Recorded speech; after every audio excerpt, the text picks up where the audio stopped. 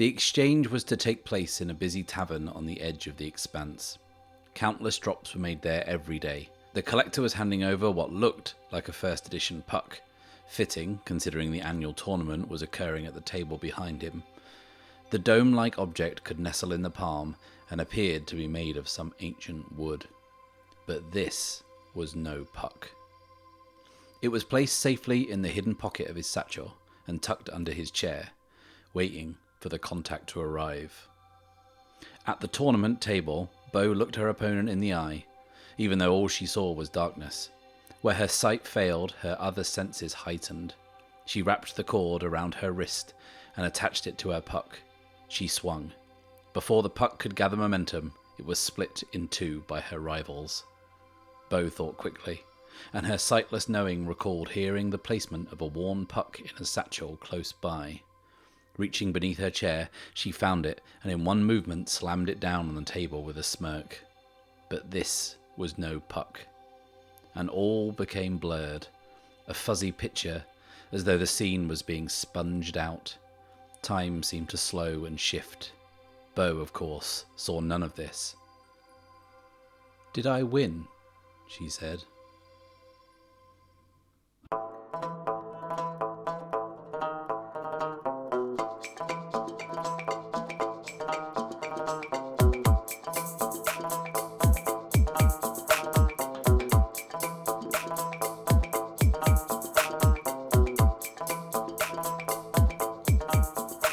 Hello, and welcome to The Bad Spot, an actual play podcast in which I, Matt Risby, and I alone am playing through Ironsworn Starforged.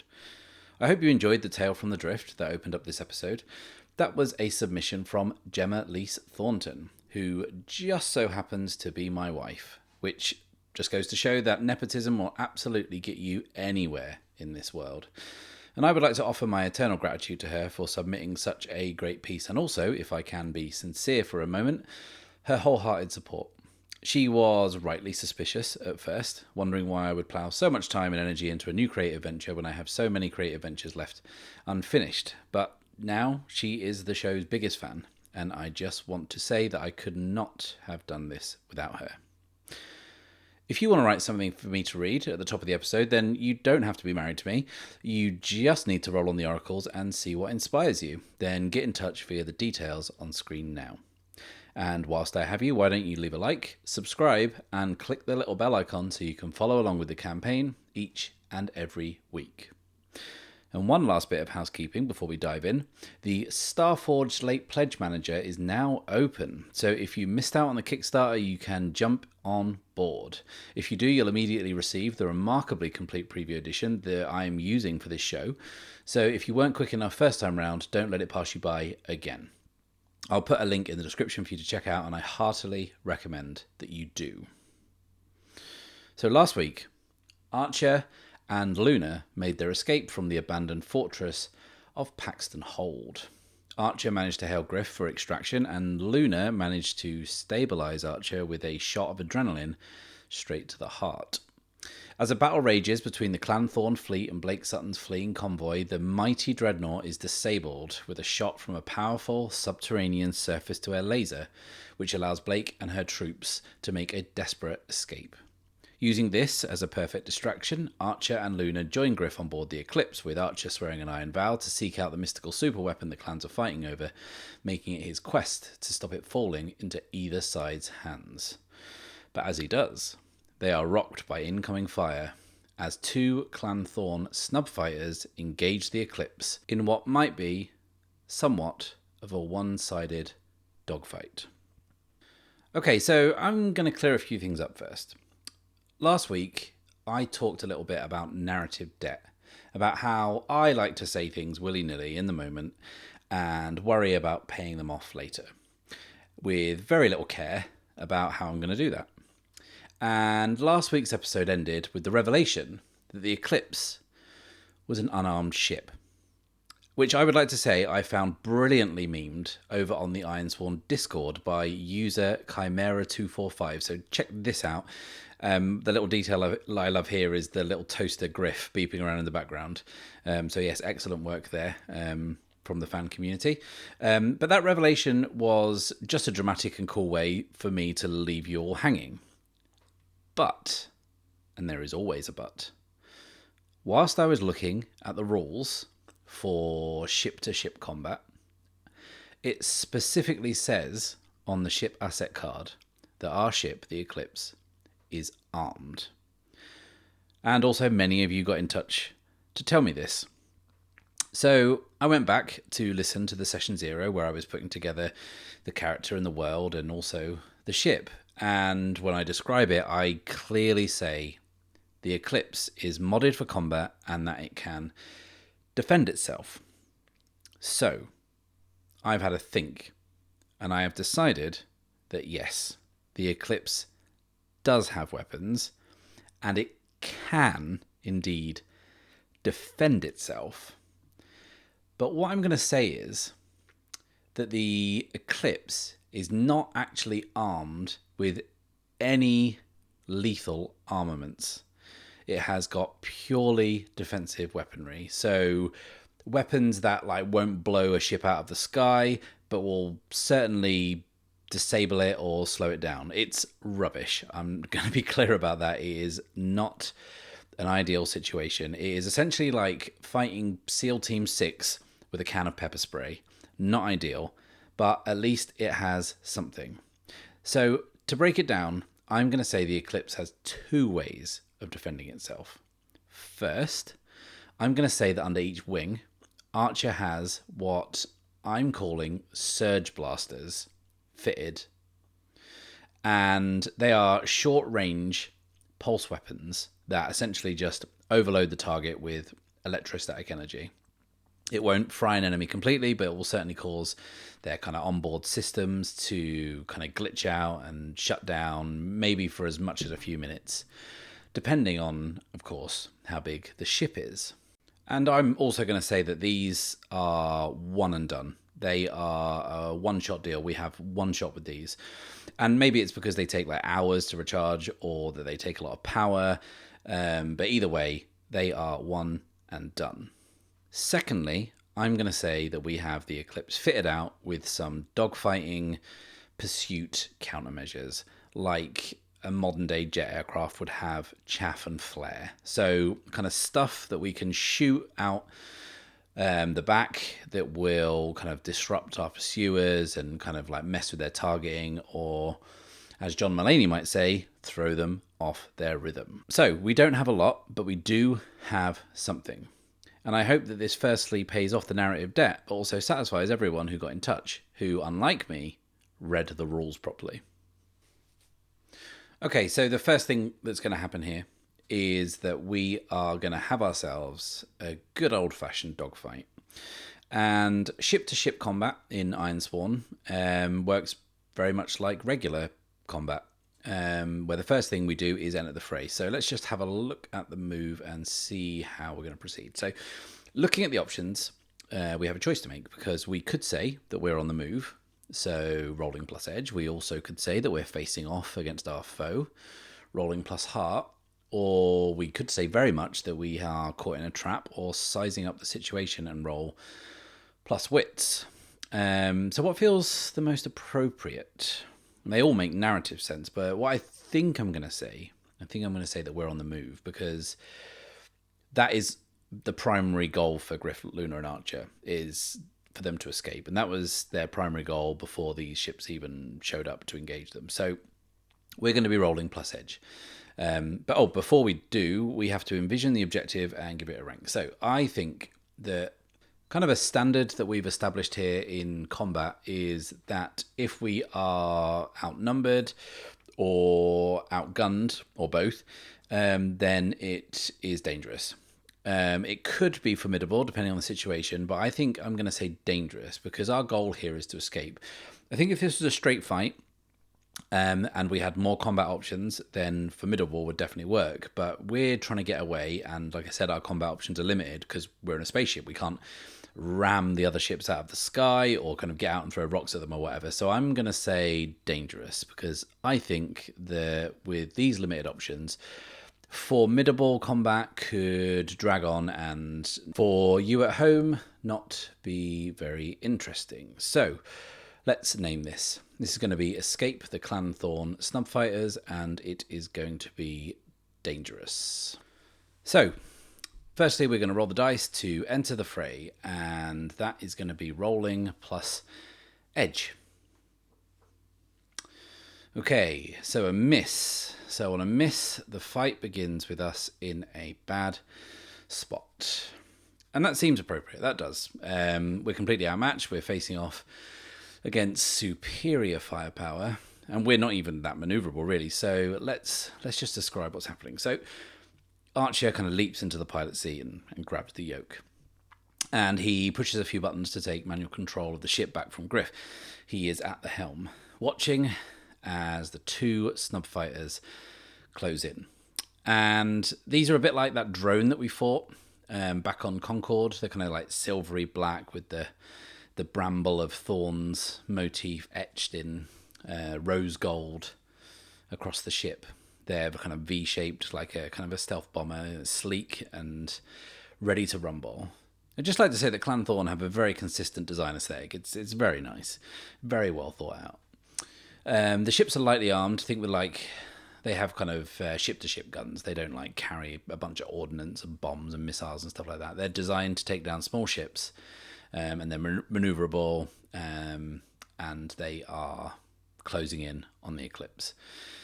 And Archer watches as the gun ports on each wing light up with the glow of gunfire.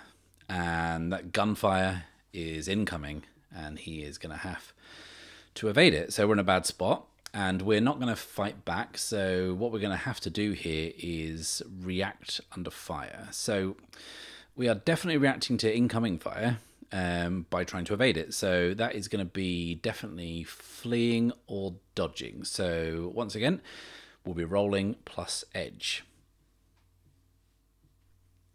Okay, a strong hit, very nice. Okay, on a strong hit, you are in control and take +1 momentum. So that is up to 3.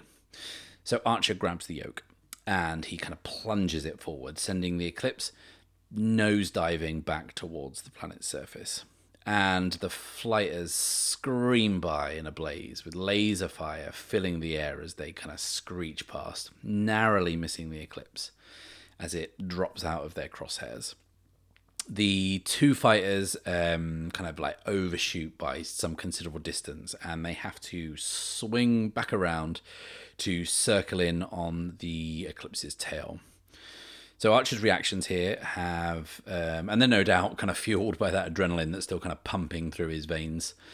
His reactions have saved them from being shot out of the sky immediately, which is always nice. But those fighters are circling round and picking up the pursuit once again. So what is our general goal here? We can't fight them. And I guess these little ships aren't built for deep space travel. They probably don't have E-drives. They are built for probably atmospheric combat, I'd say. So I guess that if we get to out of the atmosphere and engage the E-drive, we can just kind of jump into the drift and they won't be able to follow us. But the big problem is that if we just make a straight run for it, they will chase us down and blow us out of the sky. They're fast and they're well armed, and we need to shake them off properly to give them a chance to escape. But we can't outrun them. And also there's another strand to this, which is we need to be moving away from the dreadnought as much as possible. Because if we get the attention of a few more of the ships, then we're going to have more than 2 to deal with, and that is going to be very much not good. So I think we're going to take advantage of this little bit of distance that we put between us and them, and more specifically, I think we are going to look for an advantage that the environment might present to us. Maybe kind of like a quirk of the landscape that we can use against them. We're bigger, we're less maneuverable, but we are also very desperate. So if we can bait them into doing something risky by getting them to follow us somewhere, then that could be good, I guess. So Archer pulls up from his nosedive and the eclipse kind of starts skimming the ashy grey surface of the volcanic wastes. And there's these kind of vents of steams and spurts of magma that occasionally jet out from these cracks in the ground, these fissures in the planet's surface. And I think this is helping us, maybe. I think that by staying low, we can be a bit shielded by the smoke and the steam. The visibility is tougher. I don't think these pursuit craft have like long-range scanners. So I think we can't quite be seen as easily from above. And that's our advantage at the moment. But we can't do this forever. So I think that maybe up ahead, the ashy plains end in this sharp, rocky ridge that rises out of the ground. And Archer is just kind of like tapping on his scanners on the console and kind of feeds back. The up ahead, over that ridge, is a long, narrow canyon. And he says, there.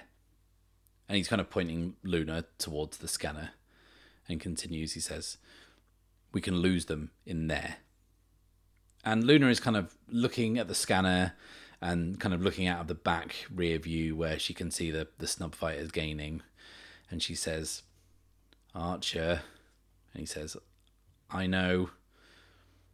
And Luna says, have we actually got anything to fight them off with? Or should I get out and start using bad language? And Archer just kind of points and says, over there. And he motions towards like a control panel off to the side. And it's kind of covered in paper and bits and pieces and hasn't been used in a long time. And it's this kind of like auxiliary weapons console. And it looks like, to Luna, that this has been very crudely kind of plumbed in by some barely competent mechanic in some kind of backwater somewhere. It's not great at all. And she says, yeah, we're going to die. And Archer says, if they get close or they get a lock on us, punch the yellow button. She says, and that's our full weapons array, is it? He says, no. There's surge blasters mounted on the front. Surge blasters? Yeah, but we've only got one shot with those, so we need to make it count. And Luna says, yep, definitely going to die. So Archer kind of just tries to block out Luna's protests and focuses on getting into that canyon and luring those fighters with them. So that's going to give us a better chance to survive rather than out here in the open. So what we're going to do is we're going to make the move gain ground. And we're in control, and we're taking action in a fight to reinforce our position or move towards an objective. And we're definitely fleeing or maneuvering. So once again, we will be rolling plus edge. Okay, so that's a weak hit. On any kind of hit, we stay in control, which is good. And we get to choose one of the following. Now, they're all good options, but I think we're going to take the progress here. And as it's dangerous, we mark progress by filling in 2 whole boxes. So up to 2 out of 10. So Archer waits for his moment and then pulls up sharply, and the eclipse lifts up and over the ridge, which falls away into the canyon, and they drop into it. Up ahead, there are spires of grey volcanic rock jutting out of the ground.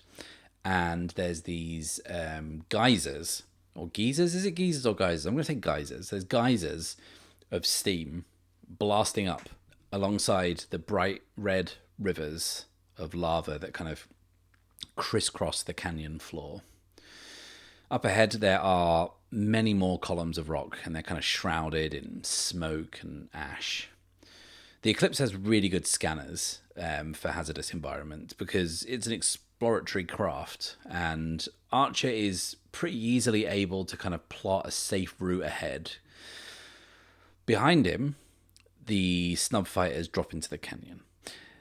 They are fast, and they have caught up very quickly. And I think what we're going to do here is we're going to try and lure them into the columns of rock and steam up ahead, and we're going to give them, when we can, a full face load of chaff and flare to try and kind of disorientate them, maybe split them up, and I don't know, that might give us a chance.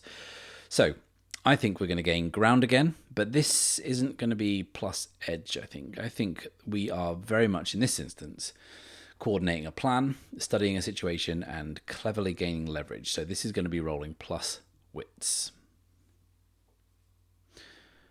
A strong hit, very nice. So using the patented Be More Barlow approach of planning ahead rather than just winging it and seeing what's happening, we have put ourselves in a good position. So the move says we stay in control, but this time on a strong hit we get to choose 2 of the following options. We'll definitely take the progress, so escape the clan Thorn snub fighters goes up to 4 out of 10.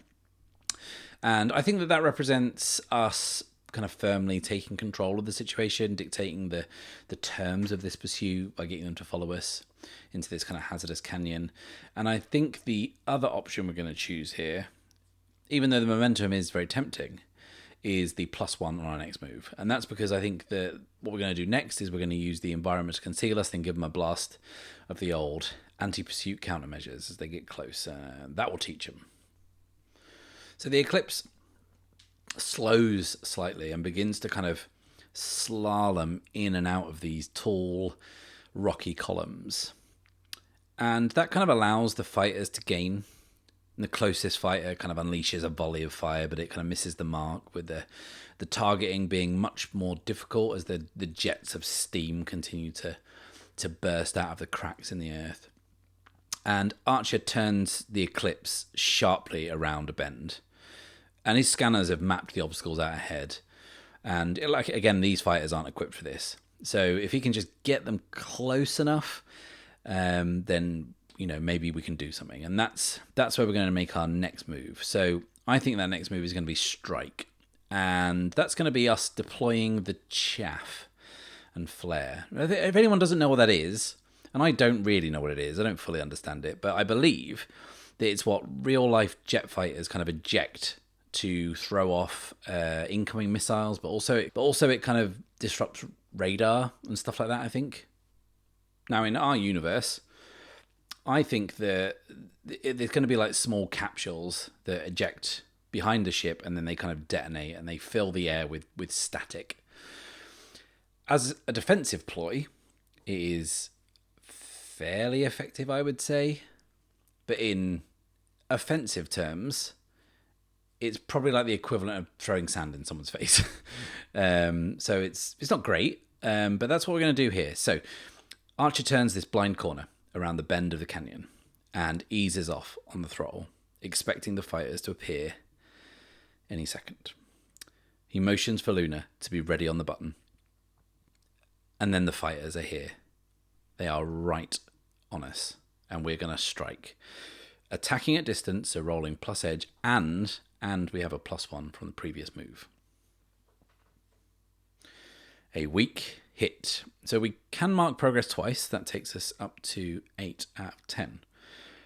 But crucially, we have exposed ourselves to danger and have lost control of the fight and are in a bad spot. So Archer gives Luna the signal to press the button, and she smashes it with her fist. But nothing happens. And she hits it again and again. And then as she's about to hit it again, it finally goes off. It is a poorly fitted piece of equipment. And this salvo of chaff and flare kind of ejects from the rear of the Eclipse and fills that part of the canyon with this crackling blue energy. Energy which kind of engulfs the first fighter, which kind of attempts to barrel roll out of the way, but it's just too late, and the entire craft is kind of crackling with static and tries to correct itself out of its barrel roll, but doesn't, and slams into the side of the canyon, exploding in a ball of flame. But as Luna pumps her fist in celebration and delight, the second fighter rises up and out of the flames, lining up a very clear shot on the Eclipse, which, having slowed down, is now a very easy target. And we're not in control anymore. So we're going to have to react under fire, by taking evasive action to avoid this incoming barrage. So definitely fleeing or dodging. So we'll be rolling once again, plus edge. Okay, a weak hit, so we succeed, but at a troublesome cost. Make a suffer move and stay in a bad spot. So I think that the Eclipse rolls out of the way of the incoming fire, kind of tips on its side, goes up vertically, and is kind of flying sideways through the narrowest of gaps between these columns. And now the Snubfighter, they can move and maneuver way more easily through these tight spaces, and it just drops in behind us, and it's ready with another shot. But First, let's just do that suffer move. And I think that suffer move is going to be withstand damage, which is taking damage, but to our ship specifically, which I think, as it takes evasive maneuvers, kind of scrapes against these rocks as it kind of tries to squeeze through. So our integrity, which is how we measure our ship's health, drops from 5 to 4. But should I try and resist the damage? Now, fans of this show will know that whenever I do try and resist any kind of damage, physical or mental, it doesn't tend to go very well. But this is the first time I'm making this move for the ship. So it could work. What do we reckon? I keep failing, but I just keep coming back for more. My integrity is 4, so I'll be rolling plus 4. And that's the ship's integrity. Archer's integrity has been in the negative for quite some time. So I think rolling plus 4 is pretty decent odds. So I'm going to do it. So, okay, roll plus 4 to endure and resist this damage. Okay, a weak hit says, if your vehicle is not battered, you may lose momentum in exchange for integrity, but otherwise press on. So there's nothing doing here. We'll just press on. And we'll be pressing on with the one remaining fighter in hot pursuit, ready to light us up. So this is going to be racked under fire again. Or is it? Can we clash? Let's have a look. Can we clash? How would we do that? So clash is the move you make when you are in a bad spot and you want to fight back, and you can get control back, but you can also make things much worse. Narrative-wise, how would we clash? By firing more chaff, maybe? I mean, they are right behind us. They are right in behind us, so they couldn't be in a better spot to be hit with another blast of the old chaff. So, yeah, let's clash. Let's do that. So they're really close. We're going to clash, which says when you're in a bad spot and fight back at a distance, roll plus edge. And that's what we're going to do. This is very risky. So we really, really, really need a strong hit here. Okay, that's a weak hit, which is not what we needed. But we do get to mark progress. So we've now completely filled this progress track. So all we need to do is get back in control so we can try and end the chase by taking decisive action. But unfortunately, we can't take back control because we are still in a bad spot. And in addition to that, we have to pay the price. So paying the price is always the most obvious negative outcome, or roll on a table if you can't think of it. But the most obvious negative outcome here is clearly withstanding damage. So, not content with killing my player character each week, I'm now trashing the ship. So, our integrity will bump down from 4 to 3. Even though the odds are getting worse, I feel like I'm going to try and resist this again.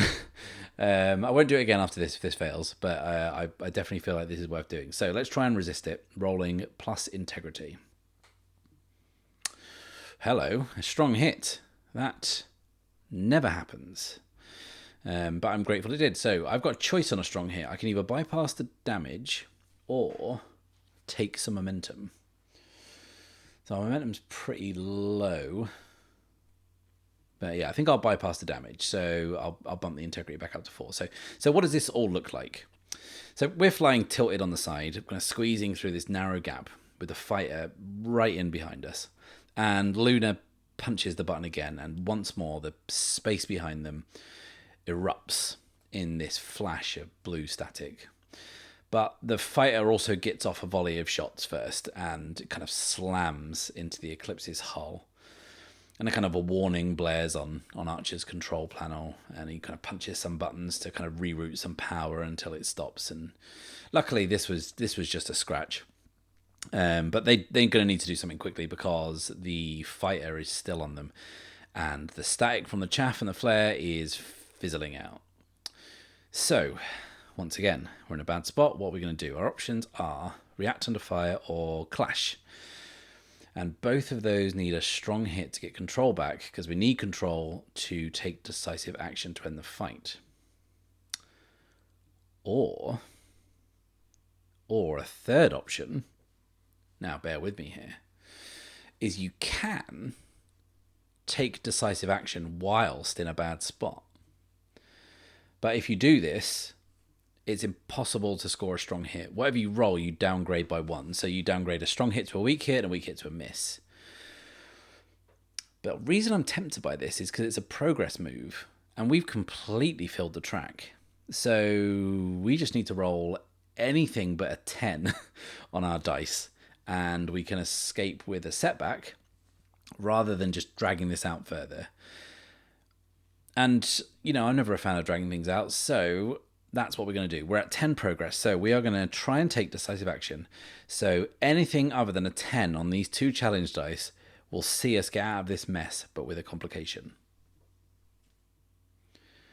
Okay, a strong hit. So we rolled a strong hit, but as the move states, because we're in a bad spot, we treat this as a weak hit, where it says we achieve our objective, but not without cost. And that cost, there is a table to roll on. And Lord knows I love a table. Should we see how bad this gets? Okay, what we're going to do is we're going to roll and see what this cost is, and then we'll envision what happened. Okay. 85. 85 is others won't forget you are marked for vengeance. Well, okay, get in line, I guess. Take a ticket. We'll come back to that, but let's first describe how this fight ends. So, the fighter is in behind the eclipse, and it's closing. Its sleek wings are kind of blackened and charred by the electrostatic charges and the grime of this kind of ashy planet. And the eclipse tips back level and rolls over as the canyon opens out.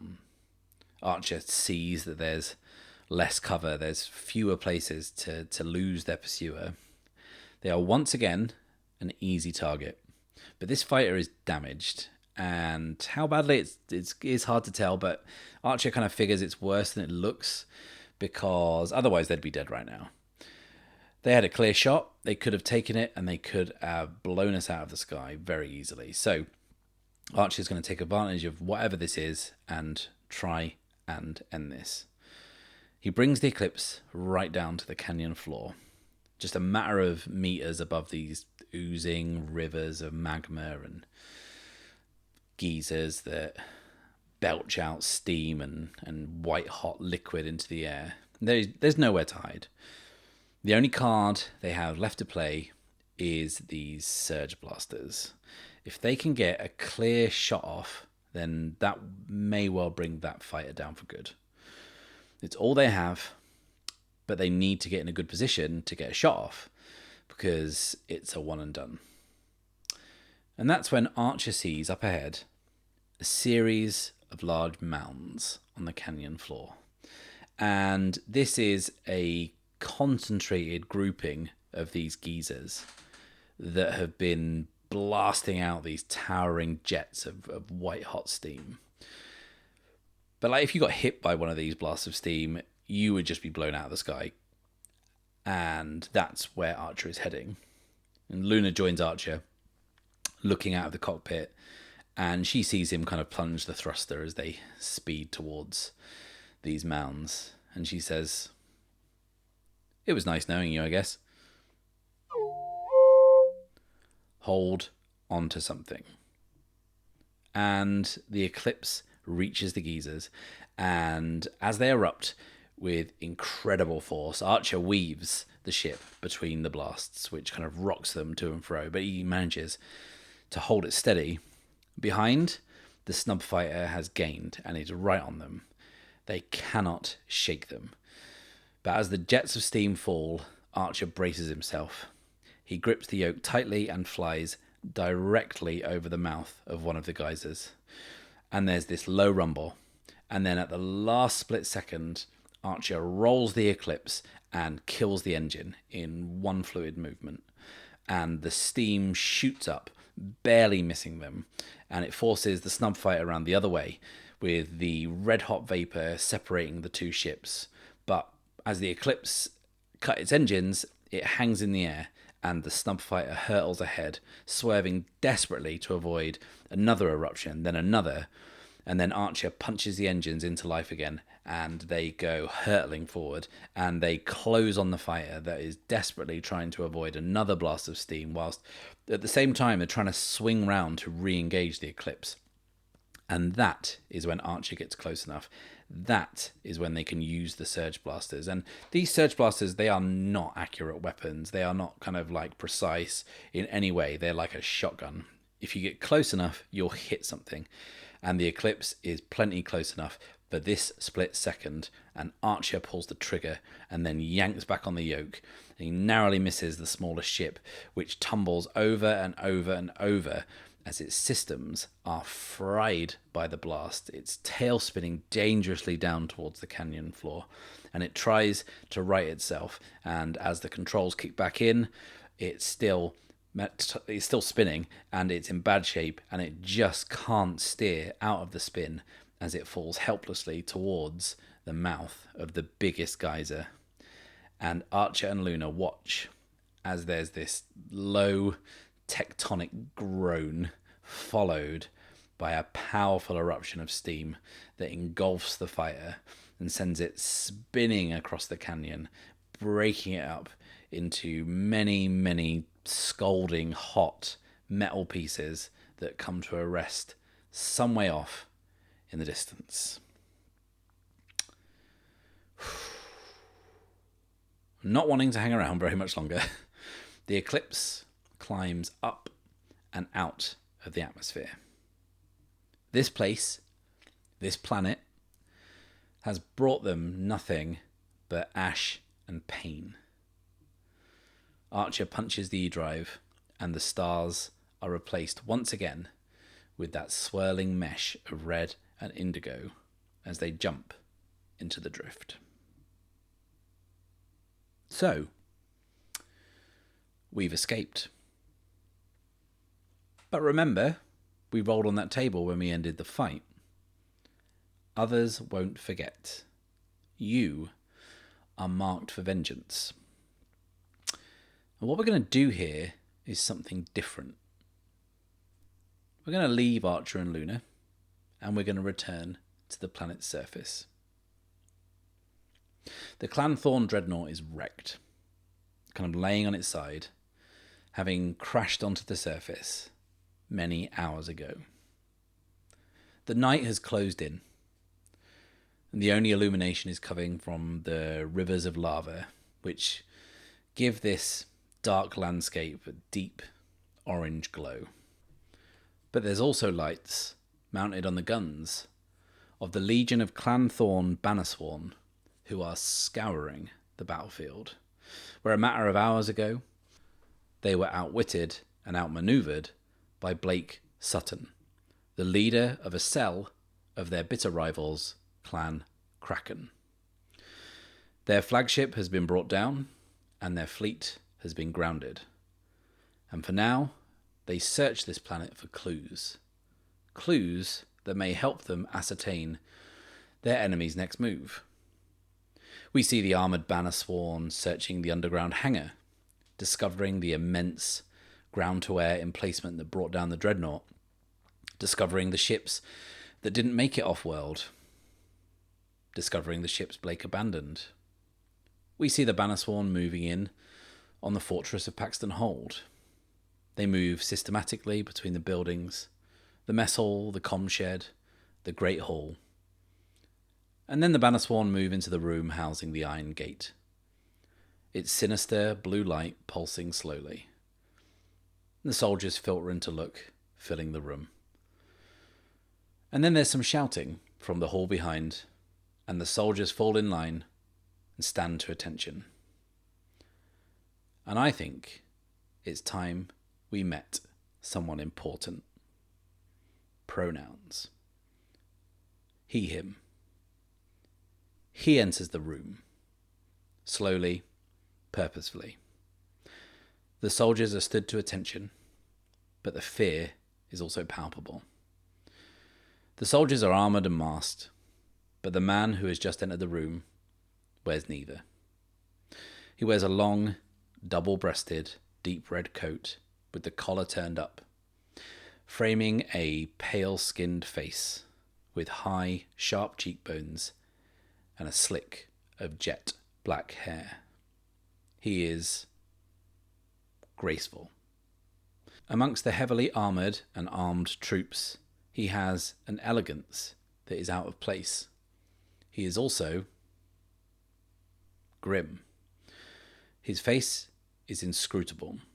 He surveys the room, not reacting as he approaches the gate without fear.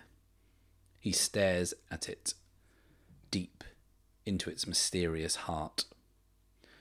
This is Azriel Vega. And Azriel Vega is the head of Clan Thorn.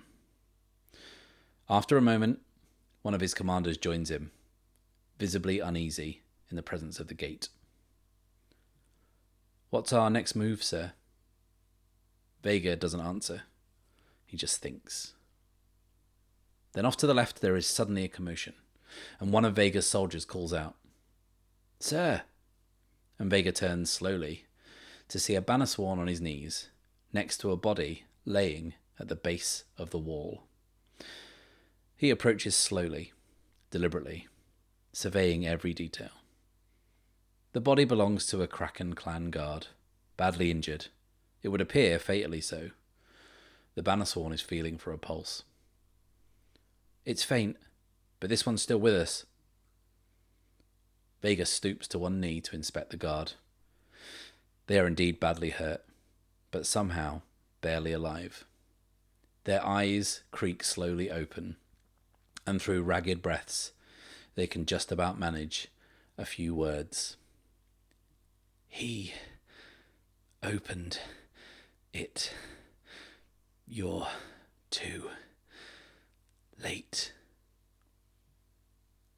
And Vega tilts his head quizzically and turns back to look at the gate, then back once again to look at the guard. And with the sheer effort of getting those words out, the lights start to fade in the guard's eyes, and a faint smile breaks across their lips as they slip away, leaving nothing but those cryptic last words for their sworn enemy. And Vega watches them die, dispassionately, almost curiously. And then he takes the guard's bloodied head in his hands, cradling it softly. After a second, his fingertips start to glow with a faint pinkish yellow light. The soldier steps away, moving hastily back to join the others. After a moment, the guard's breathing returns, faintly at first, before becoming steady.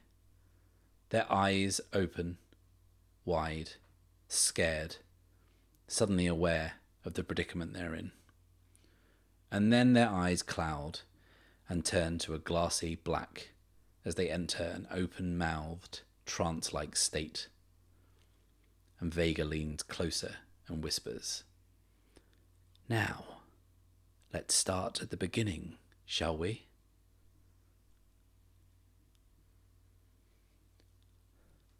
Thank you a million times. Thank you for watching. If you have not already done so, please like this video, subscribe, and click the bell icon so you won't miss the next installment of the campaign.